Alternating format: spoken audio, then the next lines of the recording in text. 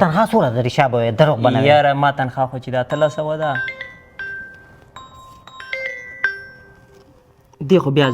زنګ وکړو راته څوک دی دی پیسې دي اوچتې کم ما ته څه وایي ما ته اوچت کوي اوچت نه کوي خپله خوښه ده اوچت ومې هلو السلام علیکم ادمه وعلیکم سلام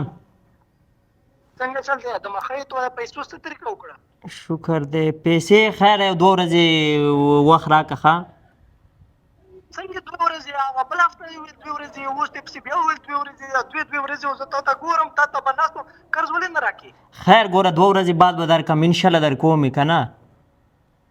ګوره که در پسې راغلم پښې او لاسونه درته ماتوم اوس دستي هلکه د خپل لاسونو ماتولو خبرې مه کوه په عزت باندې کې خبرې کوه زموږ هم خلکو ته پیسې دي موږ په دې طریقه نه دي غوښتې څوک یې ته هر څوک چې مته راشه څه کولی شو که دی اوس هم د دې زبیر د ګلې کې ولاړ دواړه راشه چې څه کولی شو که راشه غني لګیا را ګوره خبره واوره صبر وکړه په پراتو لانجو کې ځان ما راچو کبي راچو تا ته ما موږ دته 3 وړ دلته ولاړ یو 3 وړ دلته ولاړ یو راځه که څه کولی شو که راځه پرېږده راځي مخ دویو کټ کا نه غني مخ دوی نو ته کټ کا لرې که مړه ګوره چا د لاندې خپل مه بوځه ها خو چا واو دا کسان دي غني دې پیسې په ما باندې دي ادمه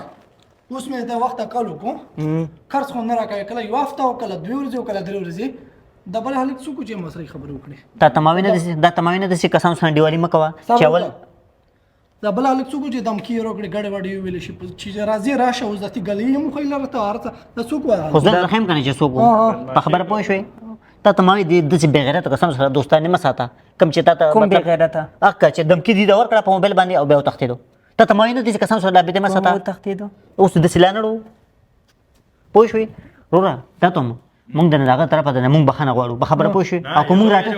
که مونږ له مخې راغی که نه اول خو مونږ خپې ما او دی ولا خپې لاس ماتو په خبره پوه شوې که نه او بیا سره تاسو بیا تاسو ته حواله کوو د بوټو څخه به ته جوړوئ ادمه اوس هغه هلک مولا پلاس راکړه یا وښایه کور ورته وښایه پرېږدم یې نه وښایه ورته کور قرض به بیا راګورم وښایه ورته کور چې پته یې ولګي نه په کار هم داسې ده زه کوم کور ته درېیم هلک څوک دغه دلته چې رانن ورته په خبره پوه شوې همدقه ور دی او چې داسې عمل سره وکړې که نه چې یاد به ساتي پرېږده تا ته مه وایي داسې کسان مه ساته هلک مولا په لاس کې راکړه راغلی یم دی له قرض به بیا قرض سره به بیا ګورم اوس قرض به بیا ګورم قرض سره نه دا هلک څنګه لاس کې درکېده دوه هلک خو نه دی لوی سړی دی هلک لاس کې درکړه نه وښایي دا خبره ګټومه ما ته دمکې راکړه وښایه ورته کور وښایه چې دی چې سم پرېږده چې ووایي غني درېیم کس زه نه پېژنم درېیم کس څوک خو ته یې ځکه نه پېژنې چې تا ته کور نه دی معلوم دا کور دی ما خو ولیدو چې دلته نن ورته ورشه پسې تخته